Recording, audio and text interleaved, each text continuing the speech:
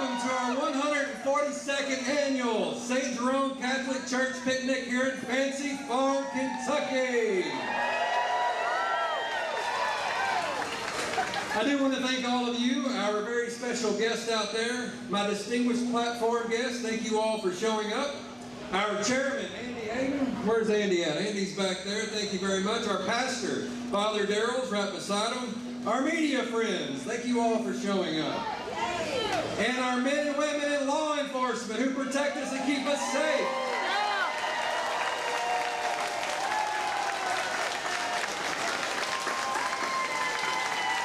And most importantly, our servicemen and women who allow us the freedom to assemble here.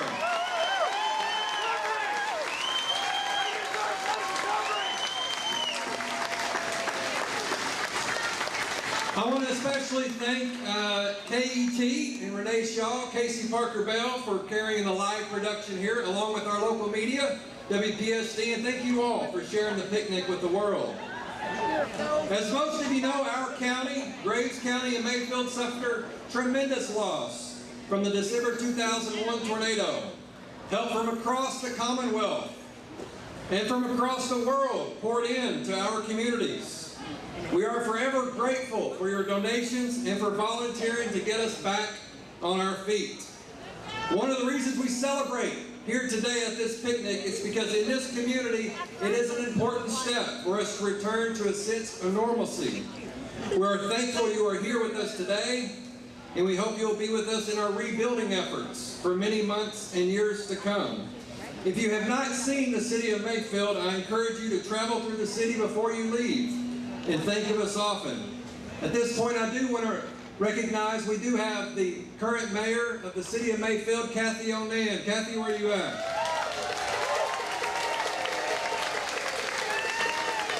Thank you, Kathy, for your leadership.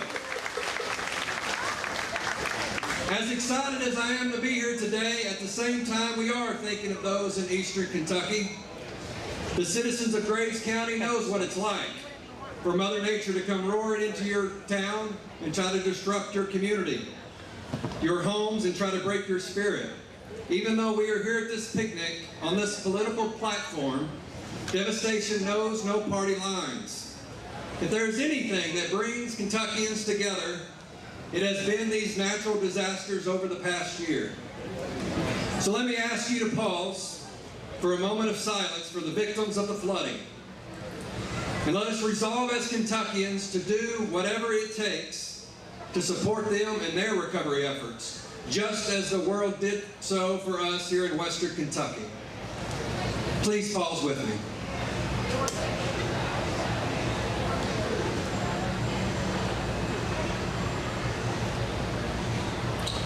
Thank you all. It is truly an honor to stand before you here today as chairman, to serve in this capacity at the picnic. I couldn't do it without my co-chairs, Tara Elder and Mark and Lori Wilson. Where are you all at? God do you serve. Now, before we get too far, this is the second year that our senators have not been able to make it to Fancy Farm due to them being held in Washington, D.C. So I've come up with two options that I'm going to let you all decide. Here's an option. For the Democrats, invite Senator Schumer as next year's MC and make Charles Booker the next Kentucky senator.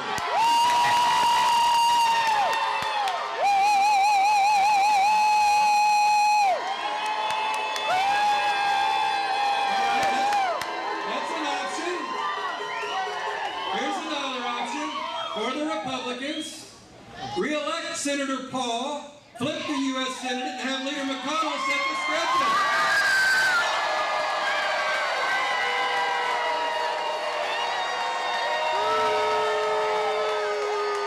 So there's a couple options for you. You all decide, but we certainly want our senators here in Fancy Farm.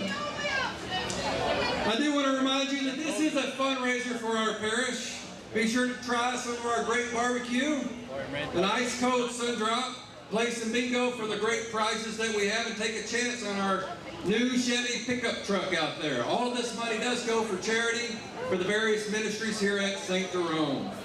I now want to introduce to you the Most Reverend William Medley, Bishop of the Owensboro Diocese, who will now come forward and lead us in the invocation. Bishop.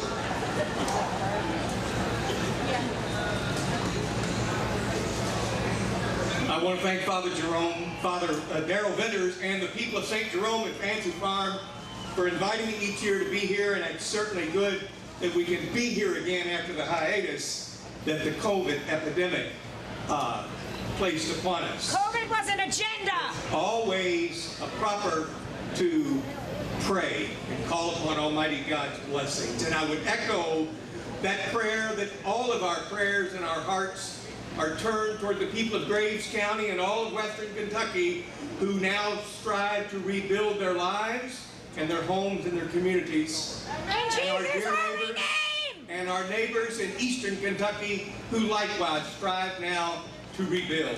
In Jesus' name! Let us pray.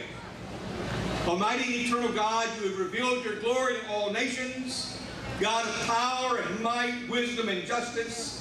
Through you, authority is rightly administered, laws are enacted, and judgment is decreed. Bless the people of St. Jerome and Fancy Farm, who today welcome to their community tens of thousands. May the welcome and food their gifts receive nourish both their bodies and their spirits. May all be greeted here as Christ.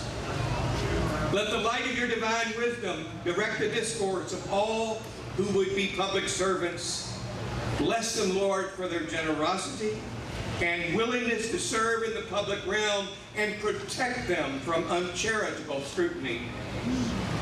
We pray for the President of the United States and all members of Congress. We pray for the Governor of the Commonwealth of Kentucky and members of our state legislature. We pray for local leaders and servants. May all these seek to preserve peace, promote the common good and happiness, continue to bring the blessings of liberty and equality to all who have been created as children of one God and Creator. And stop the trafficking of our children! That we may prosper in the knowledge of God's ways and be sanctified in the observance of your holy law. May we be preserved in union and that peace which the world cannot give. Bless, Lord, the men and women who serve our nation, particularly those who today serve in armed conflict. Bless in an extraordinary way those called to be leaders of state, of education, and churches, to call all people to sacrifice for the common good as our community, our nation, and the world serve to bring healing from the COVID virus. Give us a sense of the dignity of all life created in the image and likeness of God. Bless healthcare workers and scientists that show your wisdom and your charity. We trust, dear God, that you are the way, the truth, and the life that will lead us to peace and wellness. Bless and comfort all victims of war. Keep them safe from harm. May each of us be instruments of peace, that the day may soon come that conflicts need not be resolved by violence. Bless the poor of our nation and the world. Never let us forget, Lord, that these are our brothers and sisters, and the bounty of your creation is intended for all. Lord, let charity prevail here today, that everything we say and everything we do may serve to build up your kingdom of justice, light, and truth. We ask our humble prayer in the name of Jesus Christ, our Lord. Amen. Amen.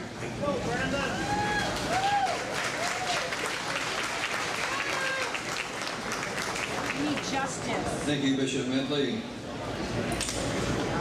For the singing of the national anthem in my old Kentucky home, we wanted to bring talent and treasure from Mayfield, Kentucky. This year's singing of our national anthem will be former mayor of Mayfield, Teresa Rochetti Cantrell. Teresa served 2 terms as mayor from 2011 to 2018. She is now the executive director of the Annie Gardner Foundation, which serves those less fortunate here in Graves County. Teresa, will you please come forward?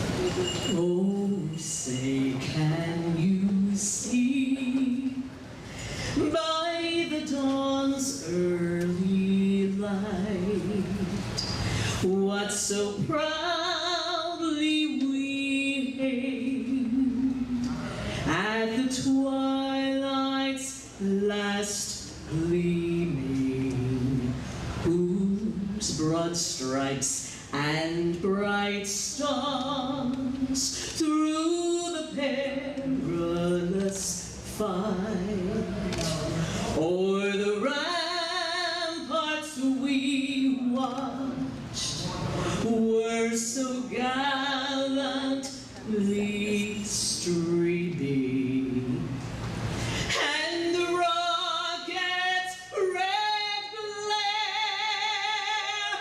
the bombs bursting in air, gave proof through the night that our flag was still there.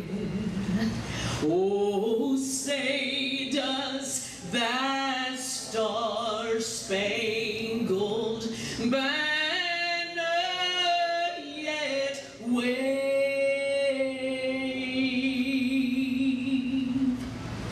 o'er the land of the free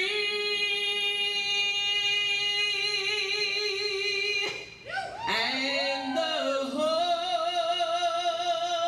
of the brave.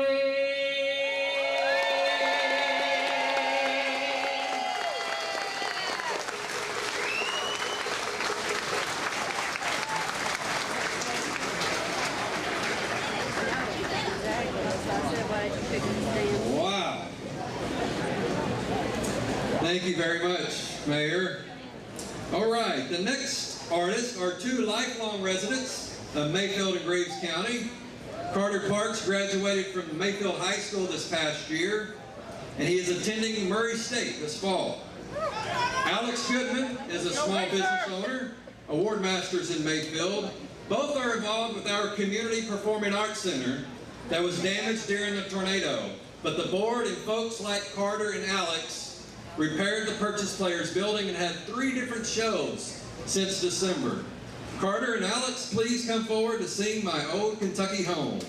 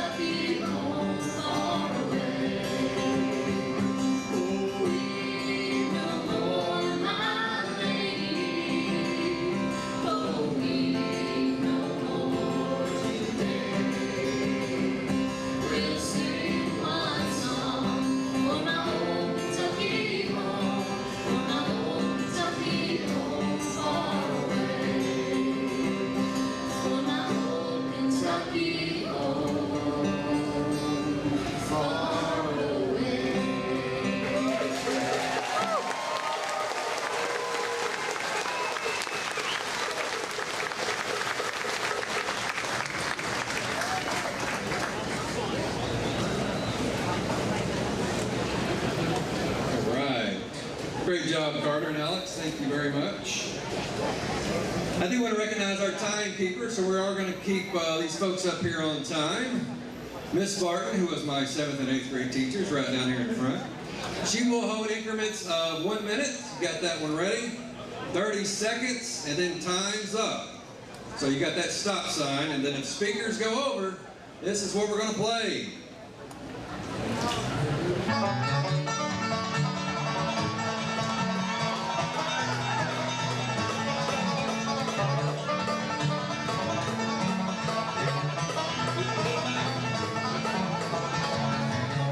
Some housekeeping items. Let's all have a good time. Be considerate as possible. Allow the candidates to speak. Cheer in your ear as much as you want, and then let's move forward. Noisemakers, now let's not have those, but we'll have maybe some of the security come get you if you got a noisemaker or two. But anyway, we're going to go on to our MC. He's no stranger to the political arena.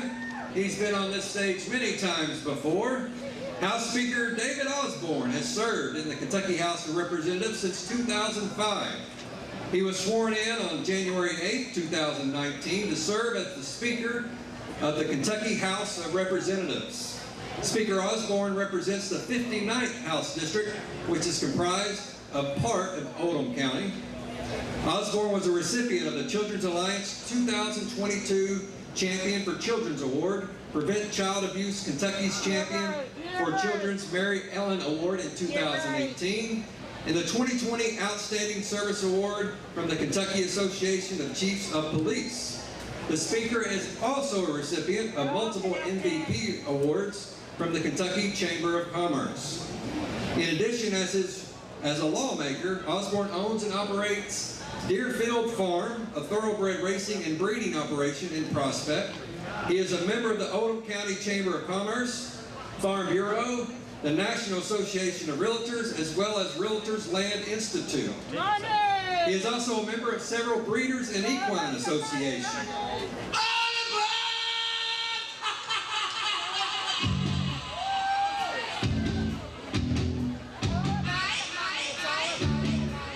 He was born and raised in Oldham County.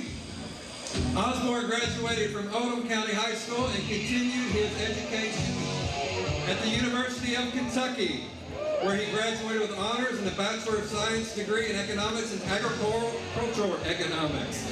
Osborne continues to operate his real estate business for 30 years, specializing in farms and land. He and his wife Lori live in Prospect. Please welcome Speaker Osborne to the stage.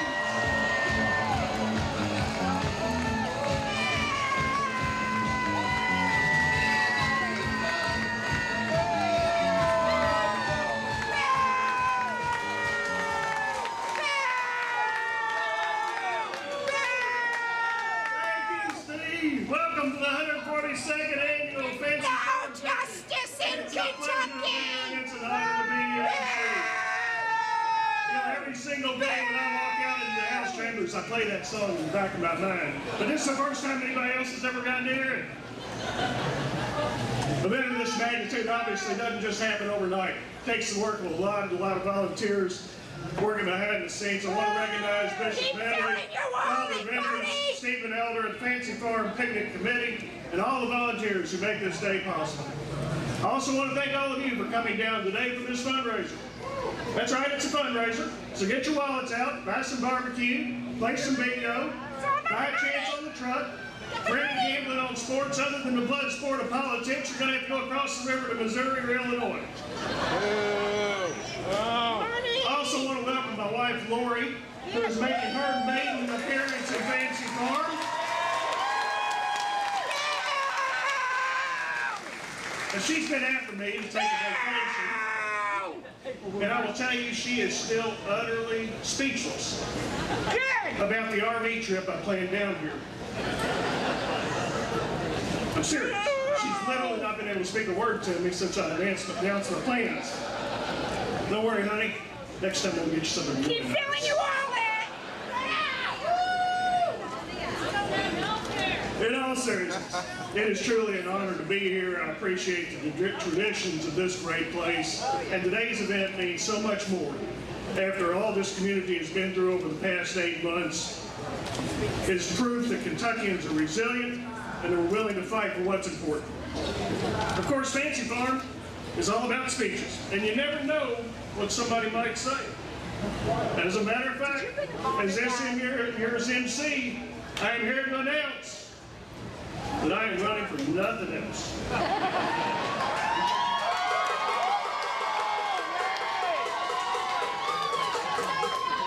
Yet. I like my current job. I'm proud to preside over a House chamber that's committed to building a better and stronger Kentucky for everyone and building a better life for generations to come. Since taking the majority, we've delivered on every campaign promise we've made, passing the most responsible budgets in history, protecting the values we hold dear, and working to grow economies and communities across Kentucky. Taking women's rights away. And trafficking!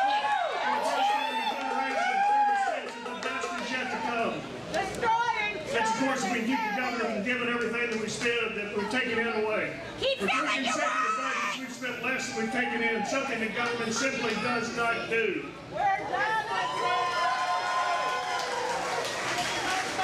But we believe Kentuckians should keep more of their hard-earned money. And as a result, we created the largest budget reserve in Kentucky's history, and we passed legislation to eliminate Kentucky's income tax.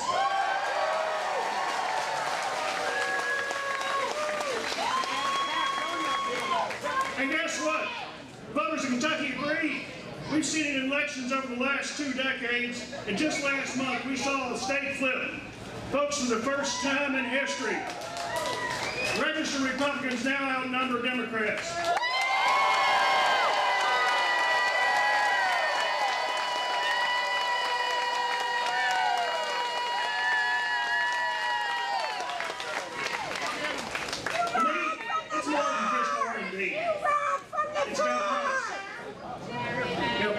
Obviously, R&D is the scoreboard we use to keep score. And by gosh, we are running up the score in the body. We're seeing it even this year as KDP could only find candidates to challenge 1/3 of our incumbents, and we are fielding candidates in 89 of Kentucky's 100 seats.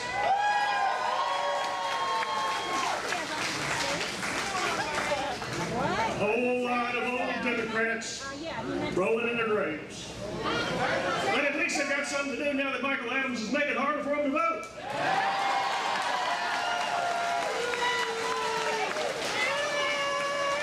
Where's your candy bars?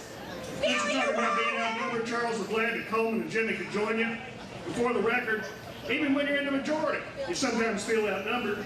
For Pete's sake, in our own caucus, I have factions larger than the entire Democratic Party.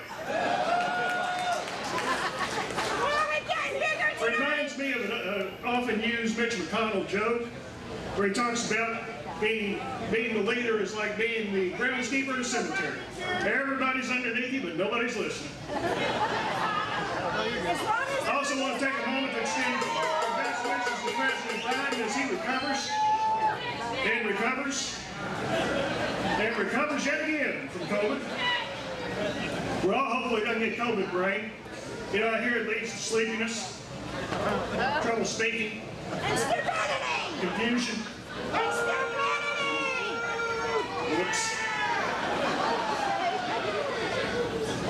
It's been a tough year for Joe. He continues to set new personal records for low approval ratings. This doesn't surprise anyone who's ever sat around the kitchen table trying to figure out how to pay their bills when they can't afford to put gas in their car and food on the table. Inflation is at a 40-year high. Interest rates are rising, and the policies of liberal Democrats continue to be more and more out of touch with reality. They think that the answer to fuel costs is buying more electric vehicles, that government, not parents, know what's best for their children, and that Title IX can be hijacked to let men compete as women. Abby Steiner should not have to compete against Leah Thomas. Even Caitlyn Jenner doesn't buy that one.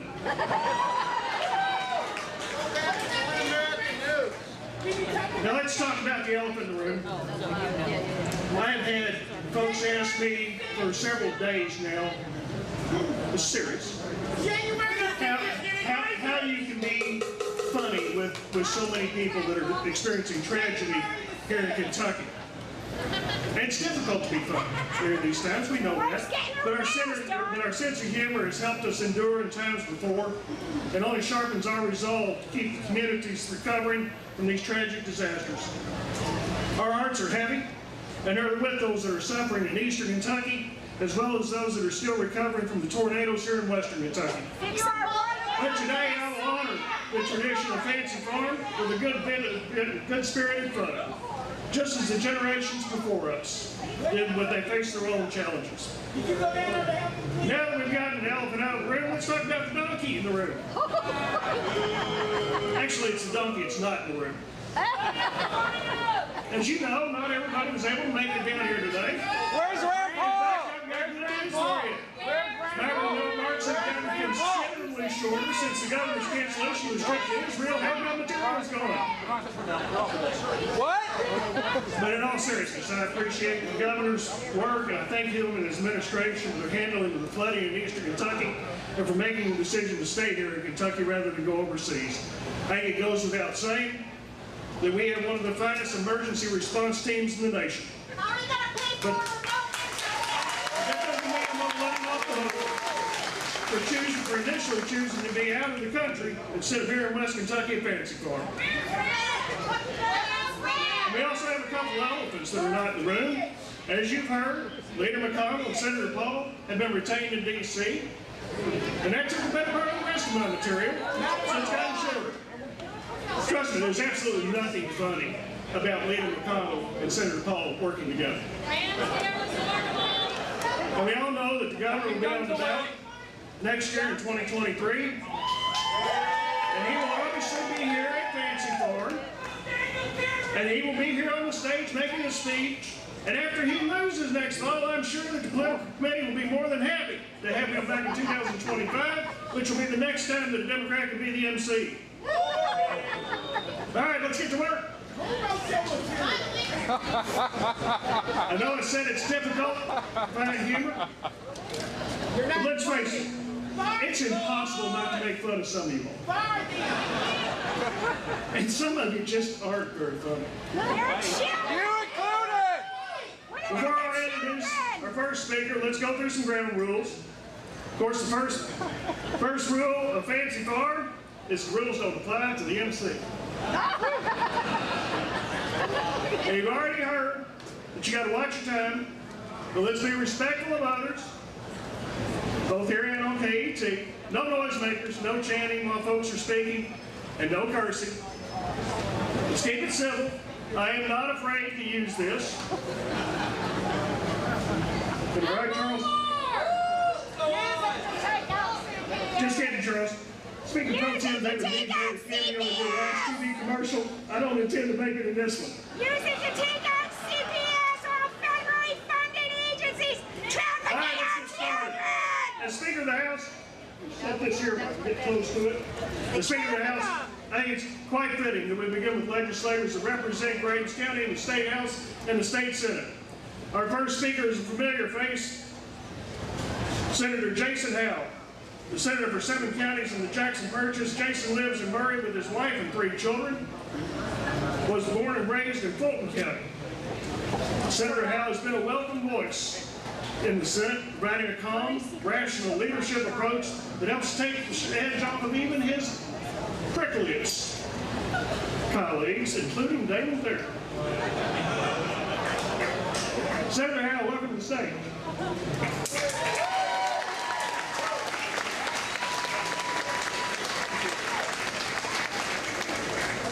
Thank you, Mr. Speaker. It's good to see that you speak so softly and carry a big stick down here in Fancy Farm like you do in Frankfort. Good afternoon. On behalf of everyone in my parish, or my district, I'd like to welcome all of you to the 142nd Annual Fancy Farm Picnic. Thanks to Father Venters, Stephen Elder, Mark Wilson, Andy Hayden, and all the countless volunteers and members of St. John Parish for all the hard work they do in putting this great event on. It's an honor to be on the stage with so many distinguished leaders in our state, and I'm excited to tell y'all that we actually do have a confirmed sighting of a Democrat this year. Charles, great to see you down here.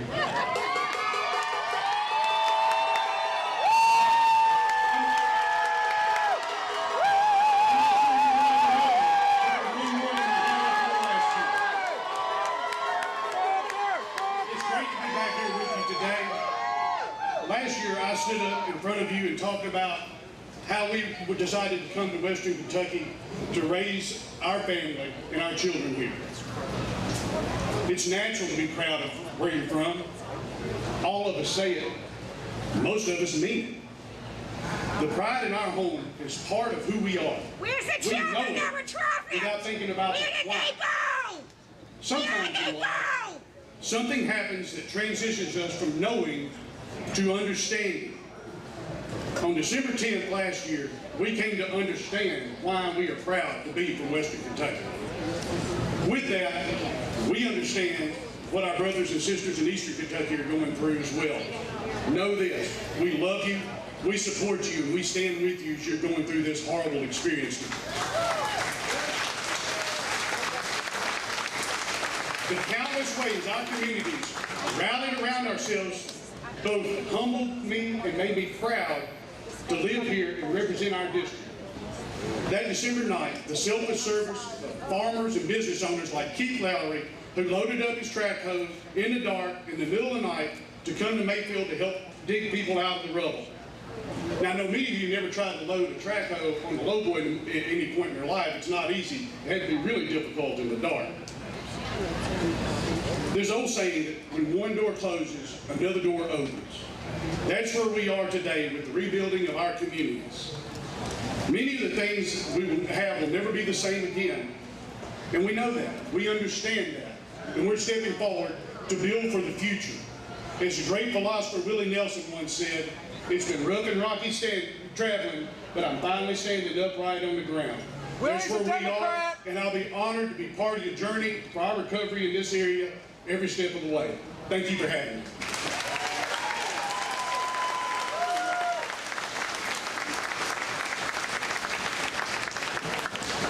Thank you, Jason. You know, in 2 short years, Senator Howe has rapidly become one of the favorite members of the Senate for us here in the House. But you understand what a low bar that is. Next up is one of the most trustworthy, likable guys I've ever had the privilege of serving with, Representative Richard Heath.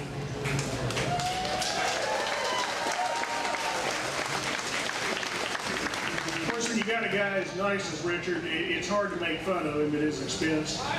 It's true that Richard spent most of his life on a tractor, but never as much as the days after the tornado. We were in constant communication, at first trying to make sure that after he and Ruth and their family were safe, and then working on legislation to provide resources for this area. Every time I reached out to Richard, he was working to help his community. The first time I saw him in person was a few days after the tornadoes when we brought some truckloads of supplies down, and he was still working well into the dark. Richard, let's hear what you have to say.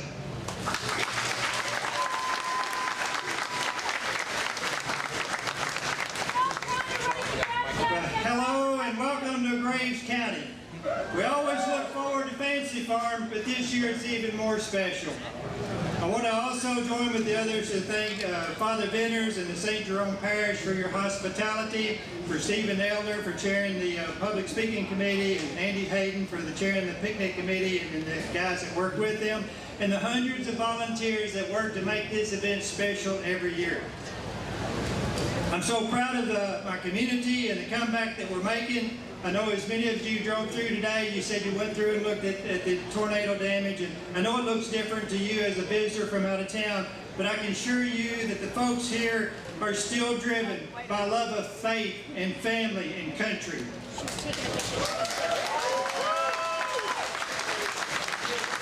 A little bit of history here. I ran for the House in 2012 because I felt like my experience in farming and agribusiness and small business could be of use to the state that I love.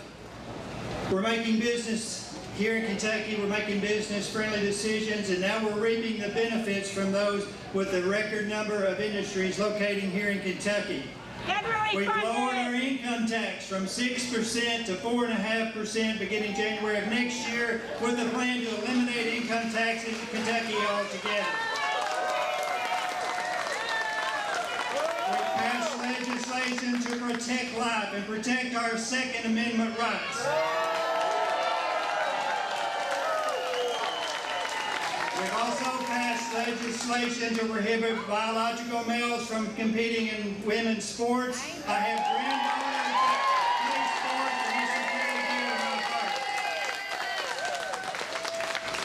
Last year I filed a letter of intent to run for re-election as state representative in 2022, and that's what I'm doing. I also filed a letter of intent to run for Commissioner of Agriculture in 2023. Some people think that's strange, but I wanted to be honest and open and transparent with the voters in District 2 and the voters in Kentucky. If I'm fortunate enough to be elected as Commissioner of Agriculture, I feel like the state of Kentucky can benefit from the life experiences that I bring. If I'm not successful in winning the race for Commissioner of Agriculture, I hope to continue serving as state representative and chair the House Agriculture Committee. Either way, I feel like that I can benefit the state with my experience, and I'm eager and ready to serve. You see, I know what it looks like from the seat of the tractor, from the back of a tobacco setter, and from the inside of a hog barn. I know what it's like to stare at the books and try to figure out how to make ends meet in times like this. As I stand here today, I ask for your vote and your support. Before I finish, I want to thank the thousands of folks who came here to help us recover and rebuild from the tornadoes in December.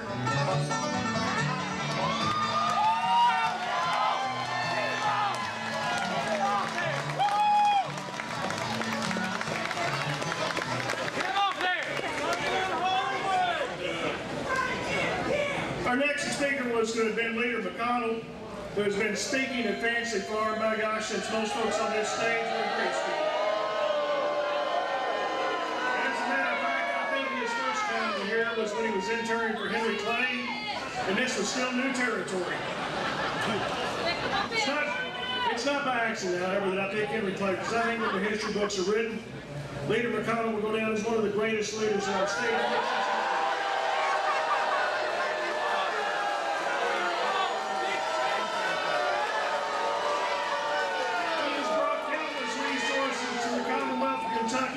Engineered a major restoration of the federal judiciary and is the architect of Kentucky's Republican Revolution.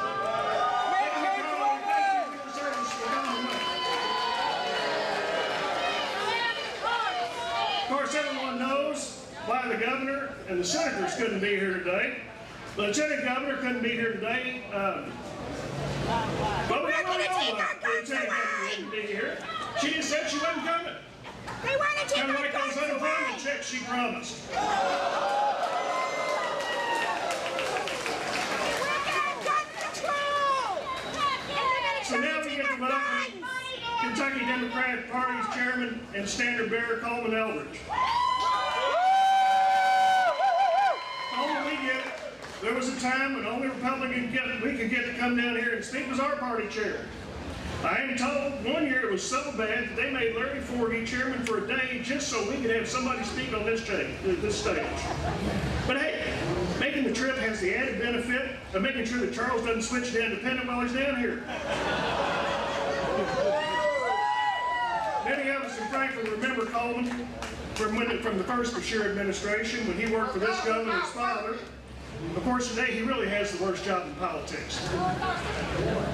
Every single day, he has to put a positive spin on the Biden policies and the Democratic election results. To paraphrase former Speaker of the House and Fancy Farm MC, Bobby Richardson, the future of the Democratic Party is the past. It can't be easy, especially as once was written by one of your own members, you're fighting a war machine with a pea shooter. Maybe you have the necessary skills for the job. Coleman, welcome to the stage.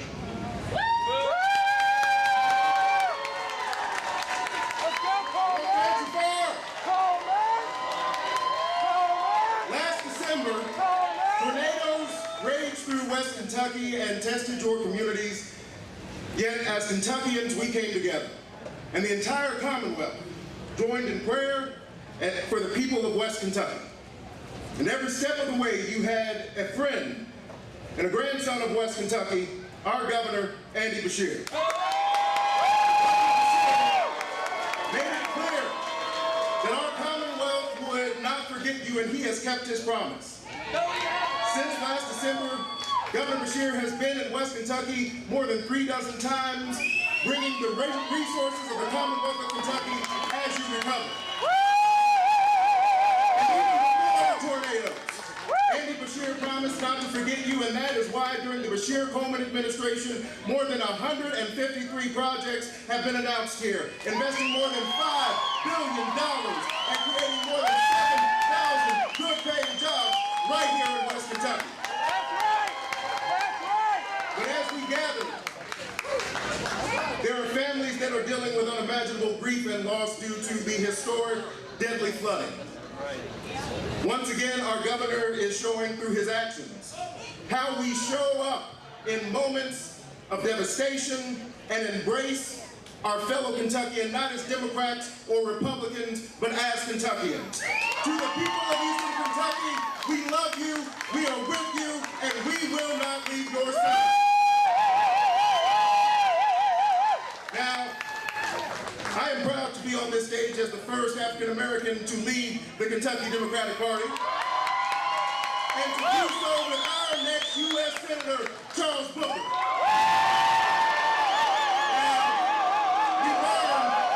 learned last week that Ron Paul is afraid to debate Charles. And, you know, he should be, after that atrocious vote against our veterans at the very time our Kentucky National Guard was saving lives in Eastern Kentucky. Imagine being so afraid of a black guy from the west end of Louisville ending your career that you don't show up to debate. That's right! From the hood to the hollow. Charles knows what it takes because he has lived Kentucky's promise. And when he takes that oath as the next United States Senator, he will represent not red Kentucky, not blue Kentucky, but all of Team Kentucky.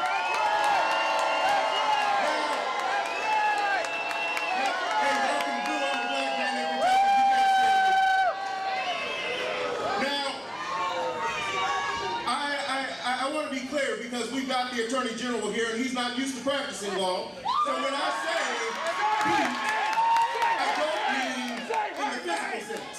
I mean beat like how Steve Beshear beat David Williams and Ernie Fletcher. I mean beat like when Andy Beshear beat Matt Bevin. I mean beat like when Andy Beshear beats whatever Republican makes it off the Gilligan's Island of the GOP primary unless Kelly Craft gets off her yacht to buy the island first. This Republican primary for governor, I'll tell you, Mike Herman's here. Who's that? Savannah Maddox is here, spreading her message, or as the rest of the country knows it, how to spread COVID. Now, look, I should be very, very careful because Savannah runs with a tough crowd, from insurrectionists hanging Andy Beshear and effigy to white supremacists. So, just in case Team Maddox is offended by what I say, please understand me when I say, try Jesus, but don't try me.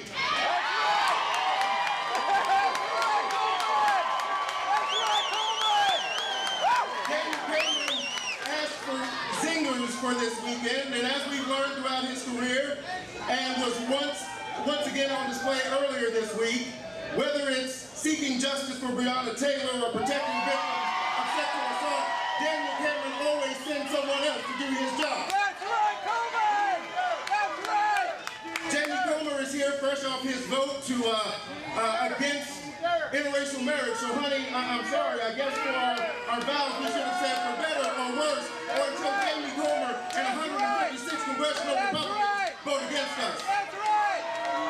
We have an opportunity to turn Kentucky around, but we cannot do it with these jokers over here. They believe that Kentucky's best days are behind us. I believe we will win this November. Tell the truth about these jokers and get Kentucky back on the track.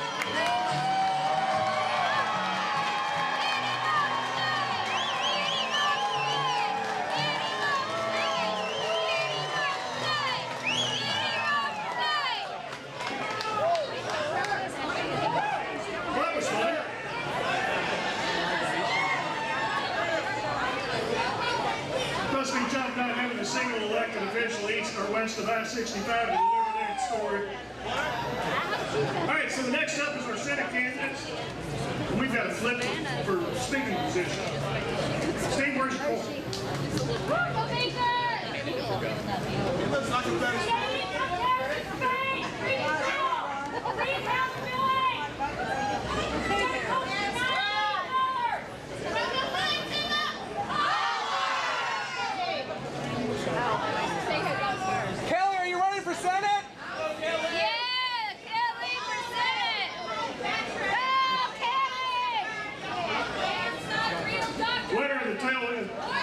House is Charles Booker.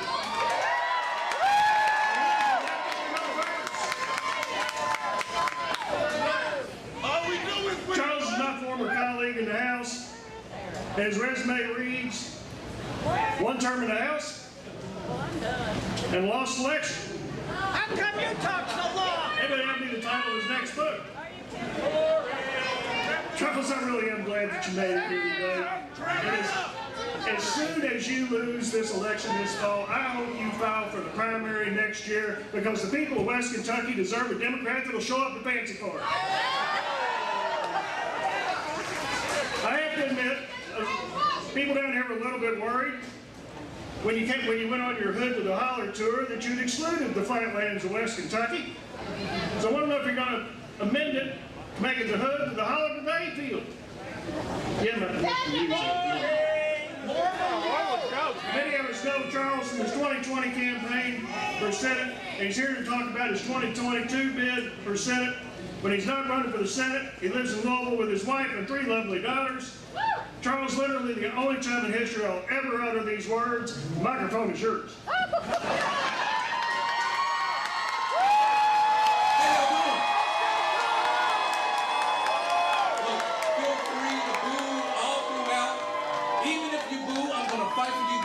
Health care.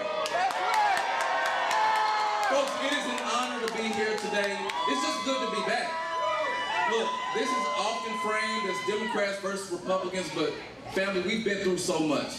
We've been through a devastating tornado, a pandemic where we've lost so many. I lost my childhood pastor. I've lost several in my family, I'm sure you have too. And then this 1,000-year flood, where our loved ones are fighting for survival right now. These have been tough times.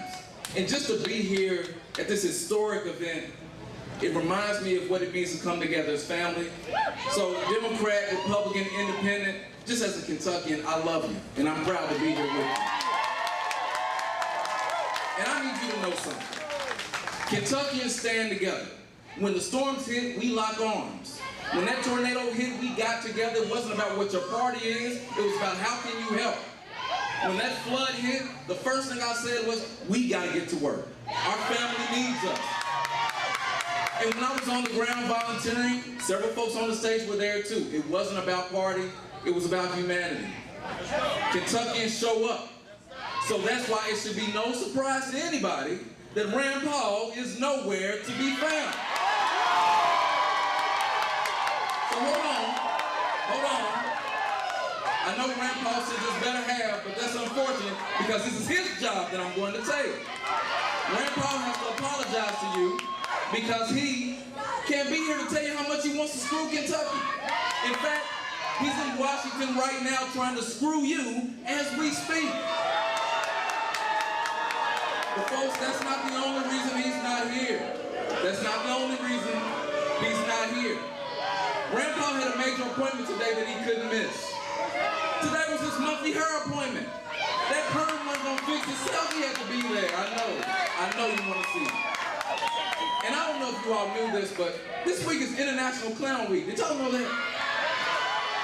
So Rand's busy right now, he's working on his routine, doing everything he can to embarrass Kentucky and to make kids cry. That's right. And folks, look, he's a terrible senator. This man has introduced 0 bills that have passed in his 2 terms. He said he would only serve 2 terms. He was lying. He's introduced 0 bills. As terrible as he is as a senator, he is the best clown there is. So he's busy today. And look, it doesn't even really matter that he's not here. There's rocks sitting around out there. Go pick up a rock. A rock in the U.S. Senate would do more for Kentucky than Rand Paul. Now, the fact of the matter, and as Speaker Osborne and several others are talking about, Rand Paul's afraid to debate me. He's afraid to face me. He's afraid to face you. Because he knows we're going to call out his BS. Matter of fact, Rand Paul does not care about Kentucky. Rand Paul probably couldn't find Kentucky on the map, and the only reason he moved to Kentucky, he was on his way from Texas to Russia and ran out of gas. And this man has been trying to get to Russia ever since. Hold on a second. What is with this man's love affair with Vladimir Putin? I mean, he's betraying our allies. He's disrespecting our veterans. He's throwing democracy off the cliff. Also, he can touch the hem of Grandpa of Vladimir Putin's garment. Look, let's be clear. That letter he hand-delivered to Putin, hey, Rand, be honest. That was a love letter, wasn't it?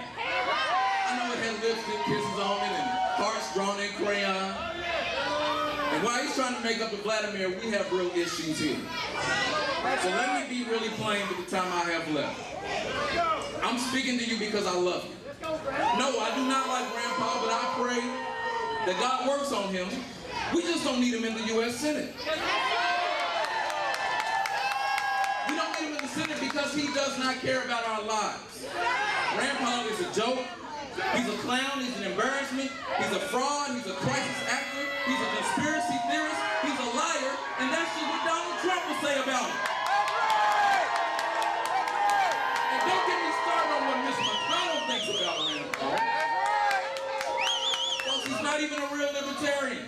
He doesn't want the government out of your way. He just wants it in his pocket. This man has the best health care your tax dollars can buy, and he still went to Canada to get their socialized medicine. The man is a fraud, and if you wonder why someone would disrespect you so much, Grandpa's voting against infrastructure because he doesn't care about Kentucky.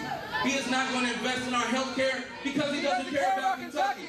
He wants big government to make women's state property because he doesn't care about Kentucky. This man said he would oppose the Civil Rights Act because he doesn't care about Kentucky. But I do. And I believe that together we can win our future. I'm fighting for a Kentucky New Deal that's life, freedom, and prosperity for every single one of you. Even if you don't agree with everything I stand for, you know I'm standing for you. And in this moment of division, let's come together as family, y'all. Let's fight to win our future. Let's end poverty. Let's stand up for our veterans. Let's stand up for our troops. Send a warrior to Washington, and I'm going to make you proud every day. Let's get random remnants of Beer Paul out of office and back to Texas. I'd be honored to earn your support. Thank you so much. Let's legalize cannabis. Cold Green is in the room. Freeway is in the room. Let's fight together, y'all. Love y'all.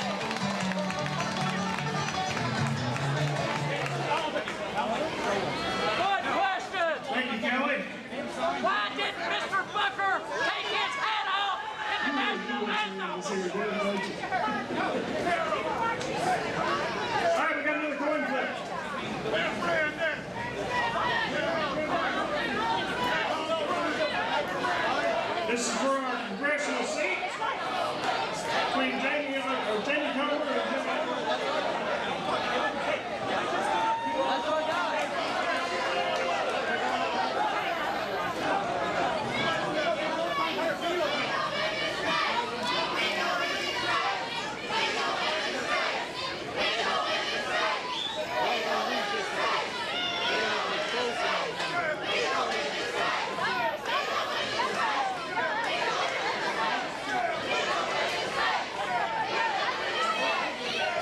next up at bat, Congressman Jamie Comer.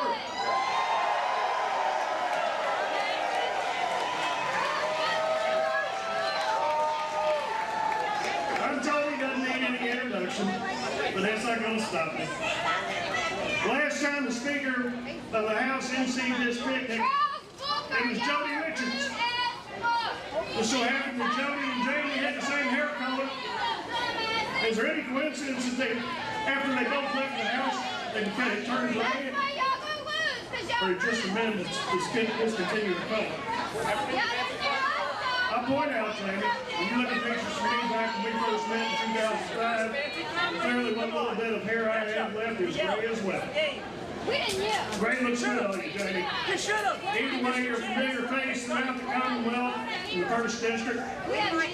As the next chair of the House Committee of Oversight and Reform, Jamie, this crowd has always been good to you. As have the voters of Kentucky. In fact, you've only lost one election, Jamie, and I know that one probably still hurts, but look at it like this. You're the one still elected, and on top of that, you're the only one still in Frankfurt. Jamie Comer.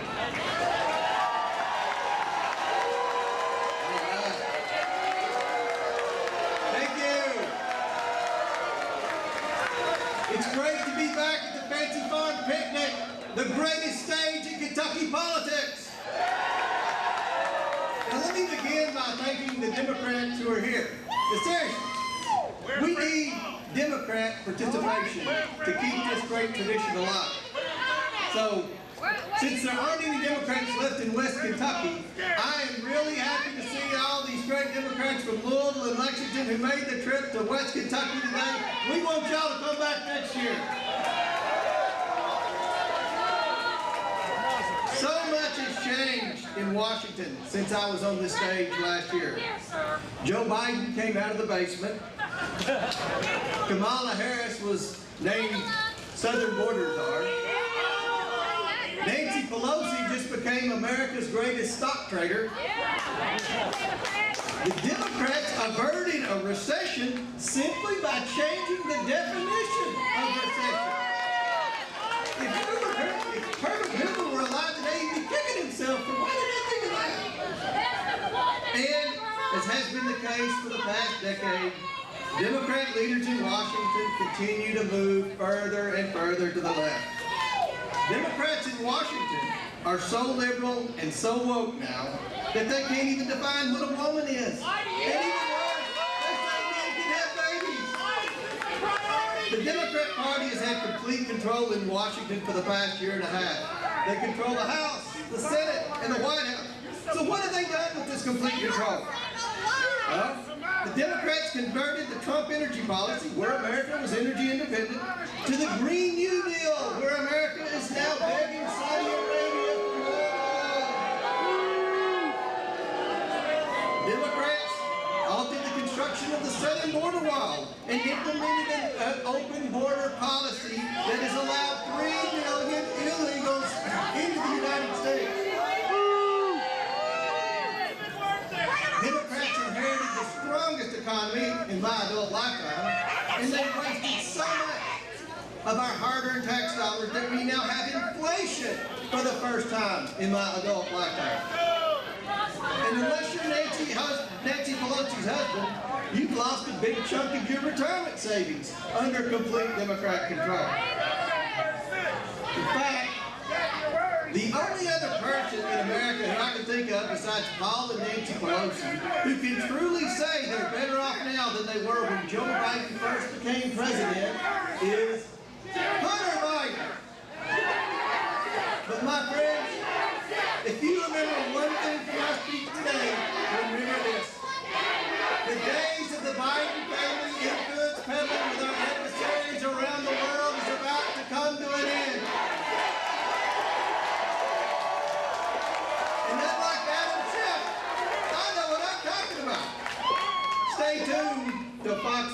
for more. Now, my friends, there's a solution to the disastrous policies of Democrats in Washington. This November, America can vote Republican. A vote for Republicans this fall will be a vote for 4 major things. An economy that's strong, a nation that's safe, a future that's free, and a government that's accountable. Republicans will once again make America energy independent. Republicans will fight crime by funding the police and securing the border. Republicans will ensure that every child can succeed and have individual liberty. And Republicans will hold the Biden administration accountable.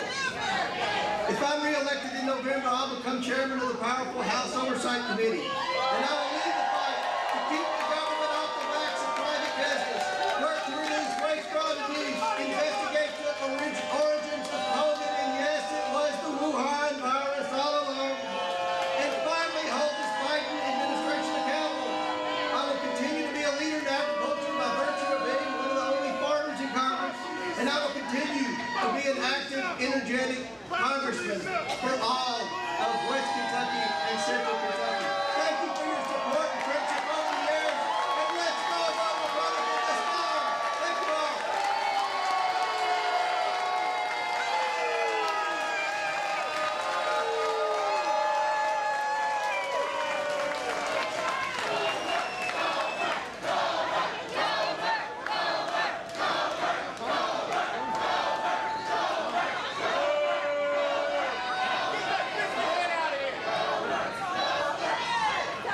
Our next speaker is Democratic candidate for the 1st Congressional District, Jimmy Osbrooks.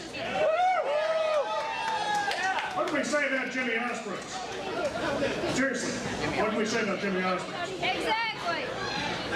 Mr. Secretary of State, you check his ID. Jimmy also ran in 2020 primary for Senate, also lost to Amy McGrath.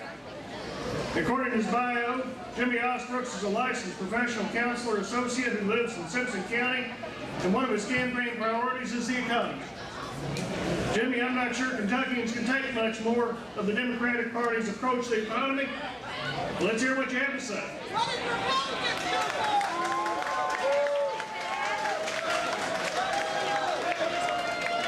I want to take just one brief moment because standing here today is a first. I am the first mental health professional to ever run for federal office. I'm also the first openly gay candidate to ever make it to the election on any ballot in Kentucky's history. I am a proud native of Kentucky, born and raised. And I see firsthand, as a mental health professional, each person that is affected by the pandemic, that's affected by this side of the room. And I am glad that Ms. Hall left, because that was an insult to me and to many of my friends. We are human beings. We are people. And when I look across this audience, I see not Republicans or party, anything. I see people. And you cannot stand here, sit here, and say that you do not know one person that belongs to the LGBTQ plus community. They're in your families, they're in your neighborhood. They are not criminals. They are people.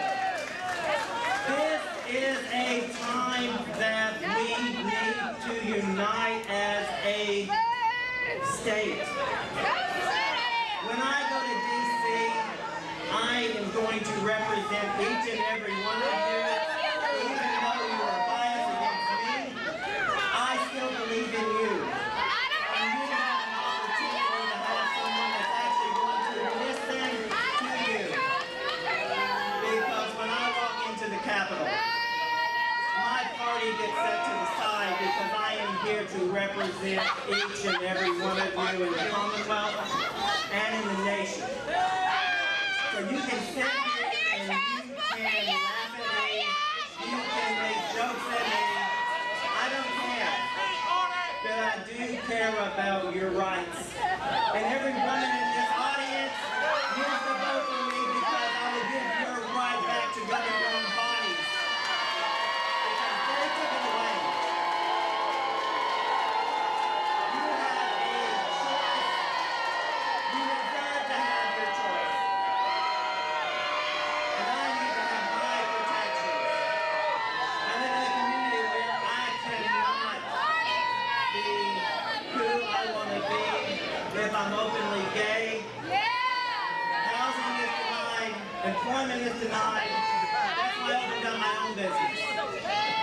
Opened up my own practice, and I serve the LGBTQ community across the state. I serve on the board of the Kentucky Counseling Association. I care about Kentucky. You may not care about Kentucky. You may not care about me. But I care about you. This is a first. Charles and I are going to make a difference in D.C. And you are going to appreciate and invite us both back at this next and we're going to be changing your attitude because we're going to prove to you that we care about you and that we are here to represent you. And I see someone over here holding the flag. And yes. What do you think, man?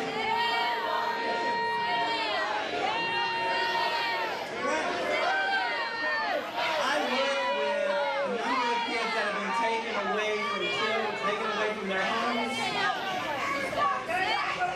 And it's not fair. Thank you. Thank you for having that right to raise your voice. Because right now, Republicans have muffled and silenced you for way too long. You need to make sure your voice is heard. And all I can tell you is that I am proud to be here today. I am proud to take this moment to say, God bless you.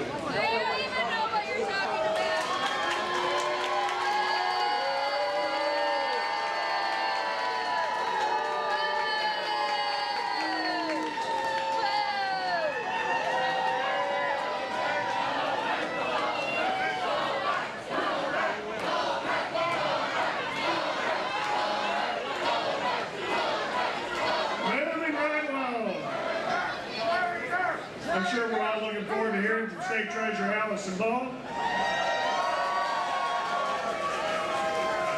She just recently announced that she's going to run for auditor. She's going to go from signing Kentucky's checks to auditing Kentucky's books. As you all may remember, there was another Allison in Frankfort when the treasurer was elected. They rapidly became known as Good Allison and Bad Allison. And it's hard to say with a straight face, given her vertical impairment. But Good Allison has become a towering figure in Kentucky politics. She led the ticket in both 2015 and 2019 and became the youngest female statewide elected official in the country. Allison hails from Prestonburg, but currently lives in Frankfort with her husband and 2 kids. As treasurer, she restored the role as watchdog over the state treasury, worked to empower Kentuckians through financial literacy programs, and returned a record amount of unclaimed property to its rightful owners. Let's welcome Allison to the stage. Well, I am excited to be at Fancy Farm as your state treasurer. I'm excited next year to be running for state auditor. The first thing I want to do is say hi to all the Republicans on this side of the room. And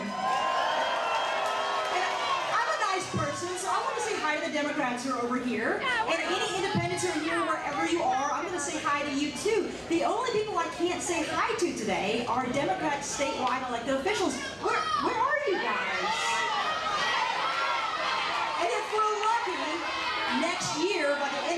year there won't be any statewide Democrat elected officials left. I also want to say hi to the Fancy Farm organizers. I want to thank you again for pulling off such a great event and for welcoming me and inviting me again. And I've got a tip for you guys. Wherever you are, I've got a tip for you. If you want to get the governor here next year, I know what you need to do. You need to tell him you're changing the format to a press conference. I was sorry to miss last year. Some of you may remember that I actually gave birth just a few days before Fancy Farm last year to my little girl Marigold. She just turned 1, and she may be the first constitutional officer to give birth twice while serving in office. So I'm a working mom. I'm like a lot of you women out there. I'm a working mom, and those of you who are working moms know we've got a lot of stuff to keep track of all the time. I mean, it's tough. We've got to hold a whole bunch of things in our head. We've got to keep track of things, and it's tough. It's tough to do all of that. So I don't even remember my husband's phone number anymore because it's in my cell. I don't have to remember it. I can just look at it. It's always there. And I don't know my license plate number either. If only there was a list of license plate numbers. Oh, wait. The governor's got that. He got that when he said state police on Easter Sunday to write down all of our license plate numbers. Do you remember that? And I found coming out of the pandemic that it's really important to have community. It's great to be with all of you face to face, and I want to know more people who are like me. So I thought, I'd like to know more Christians, more people who are like me in my neighborhood. If only there was a list for that. Oh wait, the governor's got that list too. He's got a list of Christians and people of faith. Remember when he got that, when he sent police officers to monitor and stop people from attending church, from exercising their First Amendment rights to freely worship.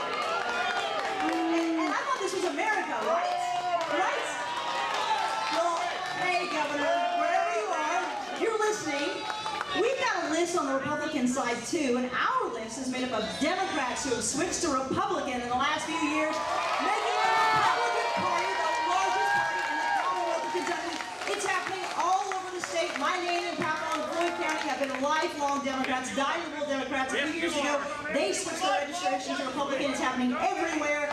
And I'll tell you, you know the Democrat Party is becoming unpopular when their nominee for U.S. Senate is publicly considering leaving the Democrat Party. That should tell you something. And Charlotte, I can't say I blame you because the leader of the Democrat Party in this country is Joe Biden, a man whose approval rating equals about the number of boosters he wants to mandate on all of us. A man who, when we hear he's got a cabinet meeting, we think to ourselves, did he also have a meeting with his bookcase? And did he talk to his desk? I actually have a Joe Biden inflation joke, but it's just not worth anything anymore. Ladies and gentlemen, all over the Commonwealth of Kentucky, people are switching their registration from Democrat to Republican. We are growing by leaps and bounds, and that's because people are tired of progressive, liberal, failed collectivist policies. So from the hood to the holler, people are joining the Republican Party. Thank you very much.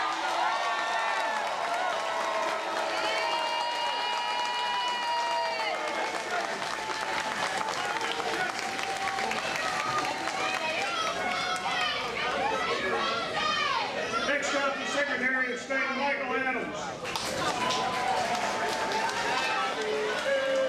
Michael just ended a moments-long suspense that he's going to run for re-election as Secretary of State.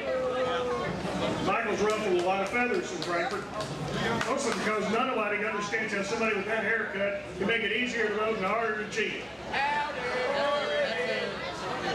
Now, Michael's a smart guy. He hadn't already told you. He went to Harvard. He's an election lawyer. But there are still some that can't handle the fact that he has the audacity to believe that you should have to prove who you are before you can vote. Until 2019, Michael was best known as being Scott Jennings' roommate. And if he wasn't Secretary of State, he'd still be pretending to be a drummer in a rock band. I'm certain it thrilled his wife to know that she's gotten him out of the house and into the Secretary of State's office. Michael, welcome to the stage.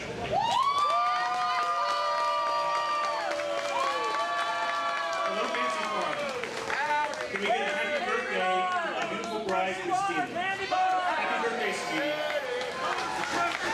Democrats, welcome back to Fancy Farm. We missed you. Be sure to enjoy our local barbecue before you get back on the bus to Chicago or St. Louis. We do have at least one Democrat with us today who's actually from Kentucky, State Democratic Chairman Coleman Elridge. Mr. Chairman, thank you for being with us today, and may I say, the Titanic could not have a better captain. I'm proud to serve as your Secretary of State. We're running elections that are accessible, secure, and the envy of our country. We're taking steps to improve civic literacy, and here's the reason why.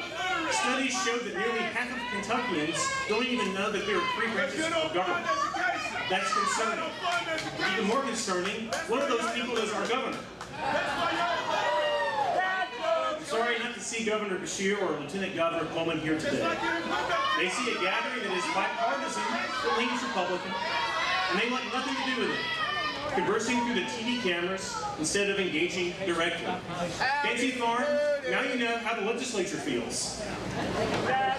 As we saw with this curiously timed announcement of a trip to the Middle East, the governor would literally rather be 6,000 miles away on another continent than to be with any of us in Western Kentucky.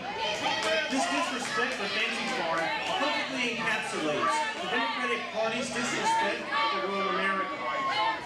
My office recently announced that for the first time in history, there are now more registered Republicans than registered Democrats in Kentucky. The Democratic Party, the party of my forefathers, was once a great party, especially here in Western Kentucky. What changed? Democrats made 3 mistakes. 1, they disrespected rural voters, as we see today. 2, they began attacking each other. Not smart. And 3, they became too extreme and left common sense behind. There's a lesson here for Republicans. There but for the grace of God go we. We have to listen to the people. We cannot attack each other. And we can't turn our party over to the extremes and lose touch with the common sense we find here in Western Kentucky. Our party is growing because we're letting people in. Let's not keep people out. I'm glad we have such great candidates for governor here today. I'm sure there will be more soon. I'm proud to call them all friends, and I look forward to supporting whoever is our nominee, and to the GOP sweeping all 7 constitutional offices next year. In 2023, I will stand again to be your Secretary of State. In my 3 years in office, we've taken Kentucky from the back of the pack to become a national leader in election integrity. With photo ID to vote, cleaned up voter rolls, a ban on ballot harvesting, video surveillance of our ballot boxes, transition to paper ballots, so we always have the security of a paper trail. And with early voting, we've ended 100 years of Democrat voter suppression in this state, letting working people vote. I want to thank Senator Rand Paul for his strong support of our election reform bill, and state my strong support for Senator Rand Paul for re-election this year. With these achievements, I have the most conservative record of any Secretary of State in America, but I've never been partisan or unfair at my job, and I never will. I've served all Kentuckians, and I always will. Thank you, Fancy Farm, and I'll see you next year.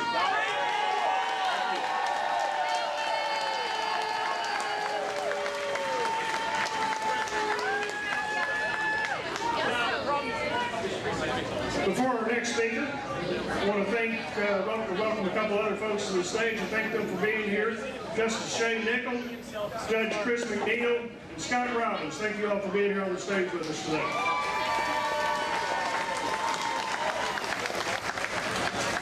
Our next speaker is a former colleague, former member of the House Republican Caucus, who's going on to bigger and better things. Commissioner Quarles is in his 2nd term as Commissioner of Agriculture, has done a tremendous job promoting our state's agricultural industries and overseeing the department's regulatory function. In fact, he's done such a fine job, we keep passing legislation to give the Ag Commissioner more and more authority. In fact, I'm not really sure, Ryan, why you're running for governor. At this rate, you're going to have more authority than he does. Richard Heath or Jonathan Shell, the spoils shall go to you. Ryan is known as the most overeducated, most eligible bachelor in Kentucky politics. At this point in time, we don't know whether we'll find him on an episode of America's Most Influential Policymakers or on the next season of The Bachelor.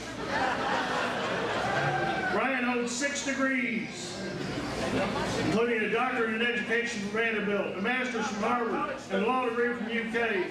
Clearly, the guy can run a budget. Anybody can stay under that mountain of college debt and write a budget. Right? Do you accept this, Rose?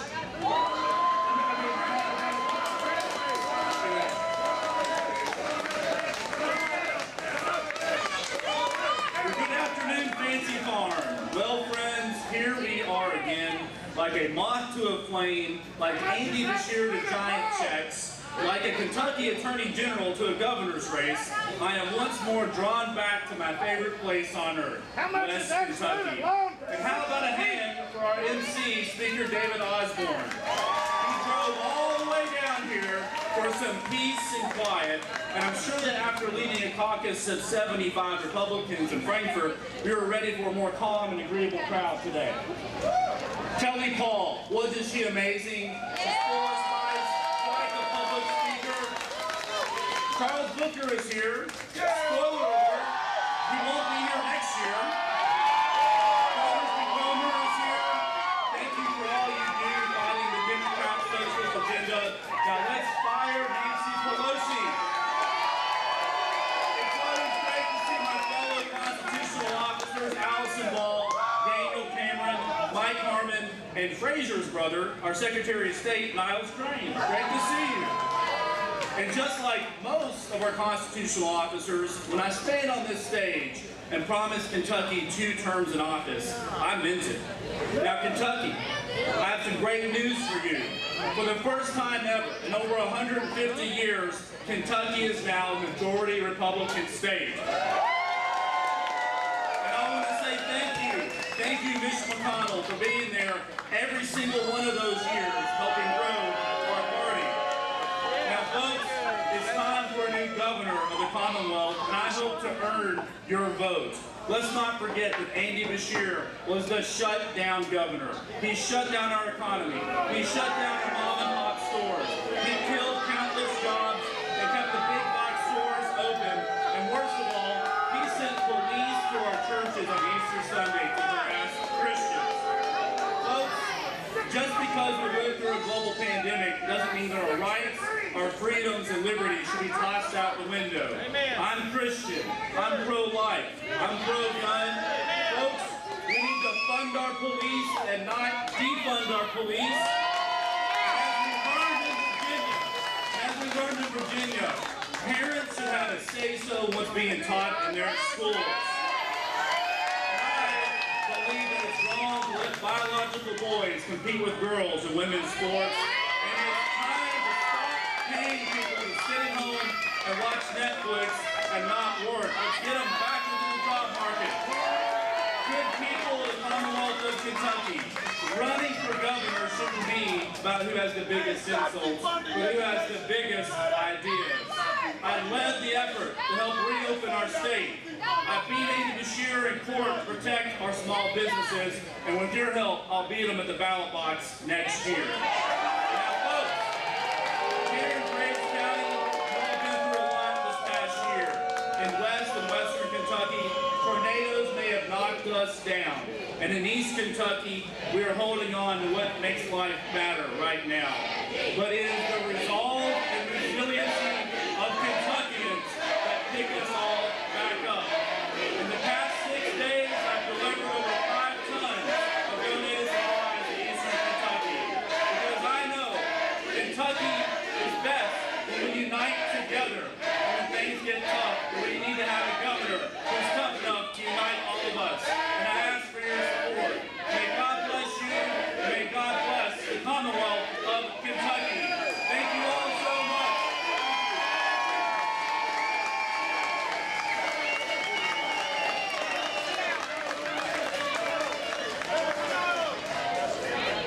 Thanks, Ryan. Next in our lineup is the 51st Attorney General of the Commonwealth of Kentucky, Daniel Cameron.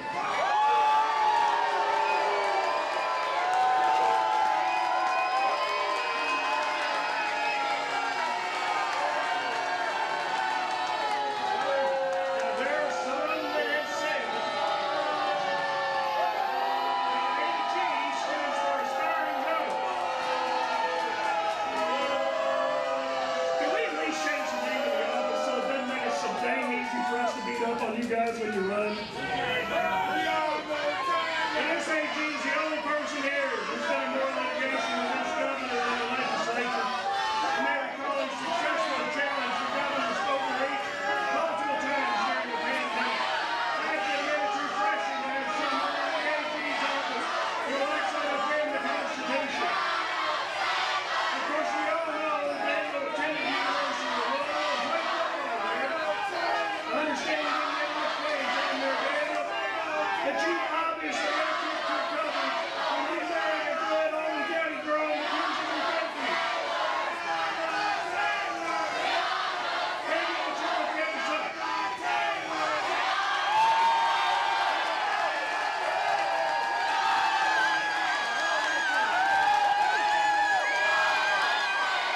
My friends, it is good to be back at Fancy Farm. And of course, I brought the prettiest campaign ride home with me, my wife, Mackenzie. Now, a lot has changed since the last time we were here. Kentucky has added more Republicans to the voter rolls, and we've added a baby boy to our family. Now, I know a lot of you wanted to see Theodore, and he's not here this year. He'll consider coming next year when I'm the Republican nominee for governor of Kentucky.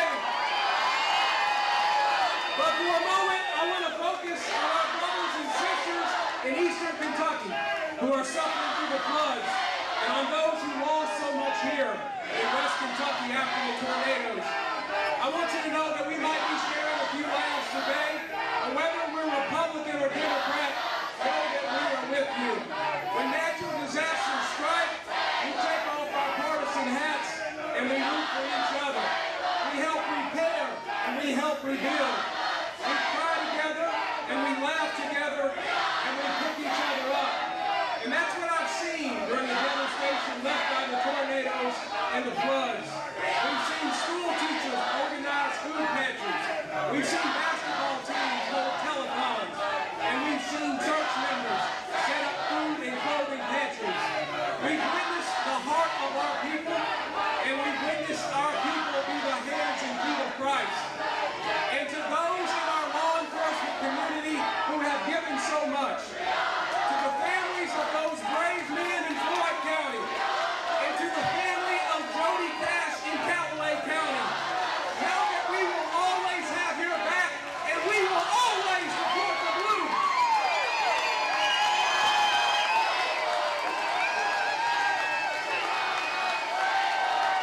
Now, of course, this wouldn't be Fancy Farm if I hadn't talked a little bit about our campaign. Now, you guys might have heard that I was endorsed by President Donald J. Trump. Now, people have speculated about how I got that endorsement. So today, I'm going to spill the beans. It was actually pretty easy. So Nick Storm, listen up, buddy. All I had to do was assure Trump that Mitch McConnell is not Mackenzie's grandfather. But whether it's Trump, whether it's Susan B. Anthony, Pro-Life America, or the over 50 law enforcement officials that have backed this campaign, they all know one thing, that I am the best candidate and the only candidate that can beat Andy Beshear next fall. I mean, it's no wonder why the Democrat Party attacks me so often. They've seen the polls and they know the truth.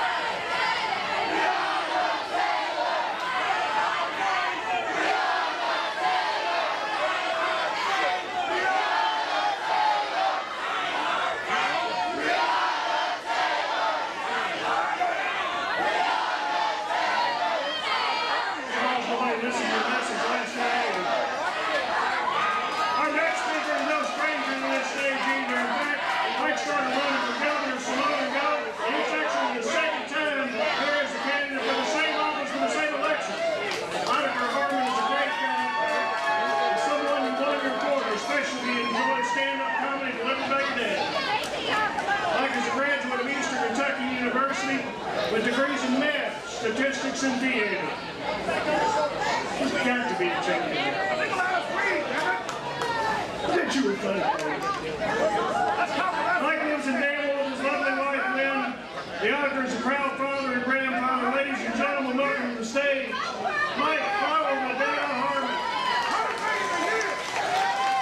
Well, it is great to be back here at Fancy Farm. I want to thank everyone at St. Jerome's Parish who's worked so hard to put on this event.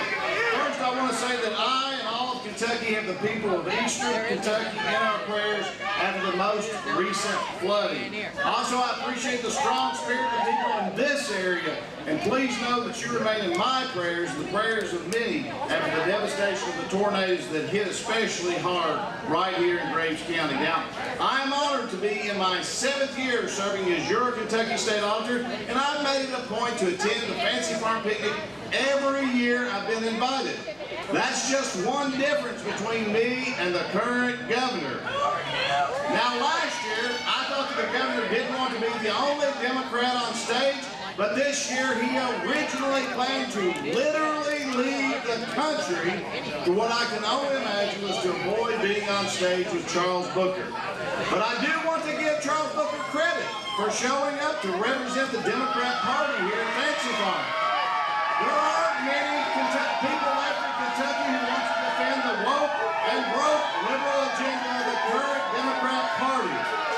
Now, for some reason, it seems like Governor Beshear is afraid to come back to Fancy Farm.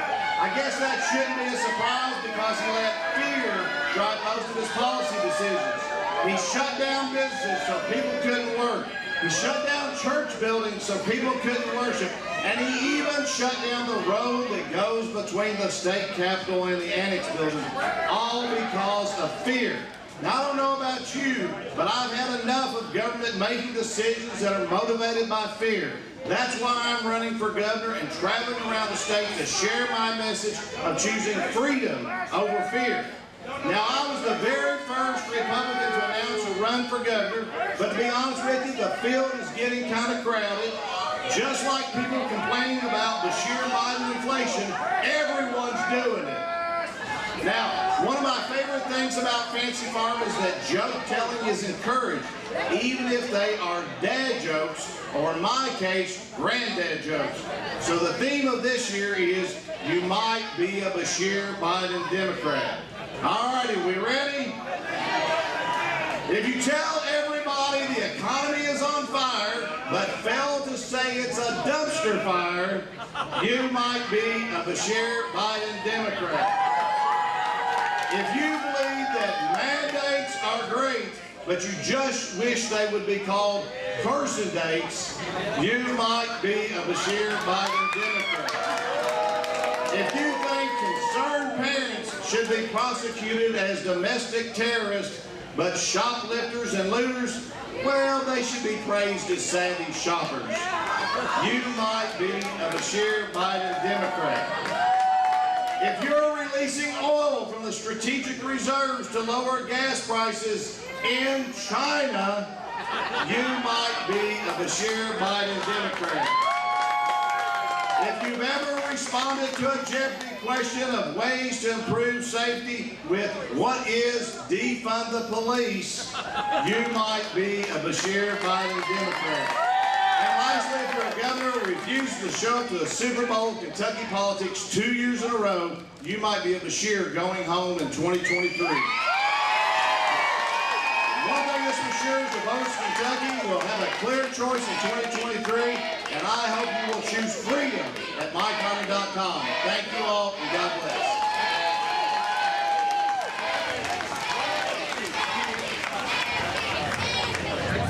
Well, Mike, you got some great auditors on your team, but even they can't find humor in your jokes.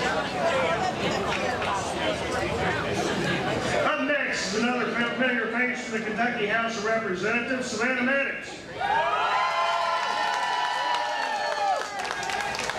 In her second term as state representative, Savannah seems to be everywhere. Of course, there are those that will question whether somebody who has just been in the legislature for 4 years can serve as governor. Heck, Charles, that's twice what you served. You've already run the Senate twice. Don't take too much solace in that, Savannah. He lost. Savannah's always been a bit of a political junkie. I'm told that she got her first Sarah Palin certificate as a teenager with live rounds. I also want to warn you, Savannah, if you win this election for governor, you're still going to have to work with us in the legislature. Just ask Andy. Savannah, come to the stage. Let's go, Brandon. Let's go, Brandon. Let's go, Brandon. Well, first off, I want to thank Mr. Speaker. I really hope that he was able to call upon the lady from Grant for the first time without getting that burning sensation in his chest like he does on the House floor. But, you know, you've never gavelled me down before, so I'm grateful for that. I am Savannah Maddox, and I am running for governor. Folks, there is so much for the Republican Party to be excited about. Last month, we gained a majority of registered voters for the first time ever, and Kentuckians have put their trust in Republicans to lead, and they expect us to lead from the front. You know, it's interesting running in this field, and the gubernatorial primary is heating up with more than 9 months to go. Looking at this stage, it's clear to me that one of these things is not like the other. No, I'm not talking about the fact that I'm the only mom up here running for governor who understands what Kentucky's families are going through. Look at these guys. They're like the opposite of the Dos Equis beer guy. They're the least interesting men in politics.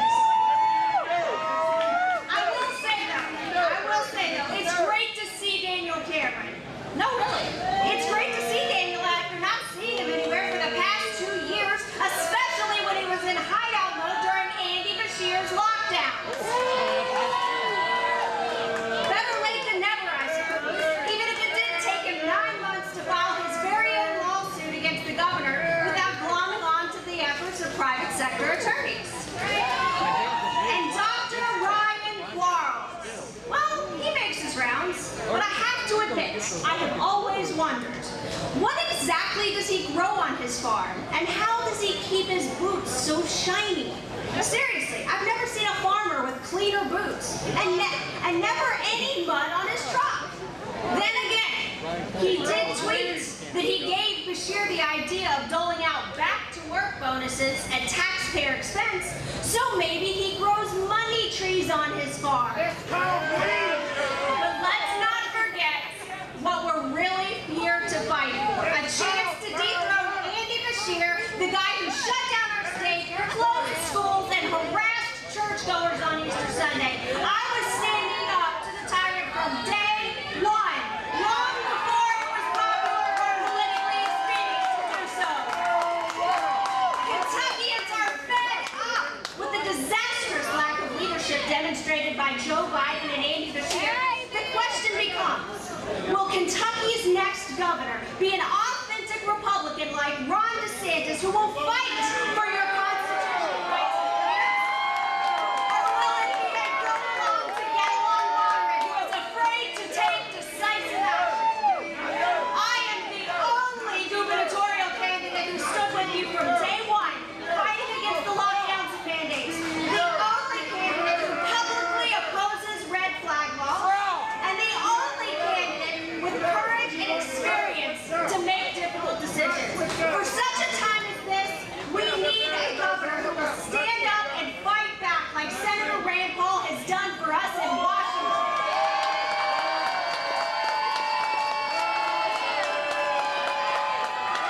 I would like for you all and the folks watching at home to be the first to hear some very exciting news. I am honored to announce that I've been endorsed by Congressman Thomas Massey.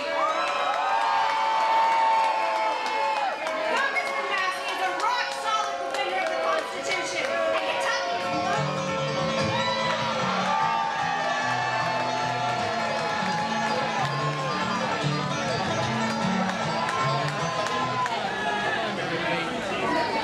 Thanks, Savannah. No, Maverick. Well, that concludes our speakers. I have been asked to recognize one additional announced candidate for governor in the audience that didn't make it to the speaker stage. Eric Teeter, stand up and be recognized.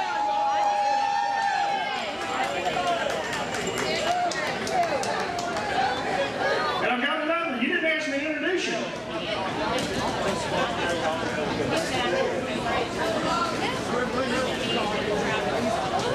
All right, so much of what we have talked about today is centered around next year's races. We know this year is incredibly important, not only for the Commonwealth, but for the country. This November, across the nation, we will have the opportunity to send a conservative House and Senate back to Washington. Kentuckians are poised to play key roles when that happens. As the minority leader becomes the majority leader, the Congressman Comer becomes chair as opposed to ranking member. Every single state house is up for re-election, and I have full confidence we will continue to grow a supermajority. Half the Senate races are up on the ballot, and I am confident that they will continue to grow their majority. And Kentuckians will have the opportunity to vote on 2 constitutional amendments. One amendment will allow the people of Kentucky to affirm that there is no constitutional right to abortion in Kentucky. And another will give the Kentucky General Assembly more flexibility to deal with emergencies like we're seeing today, and that will inevitably challenge our state in the future. Until we meet again, God bless those who have suffered across Kentucky, and God bless the Commonwealth of Kentucky.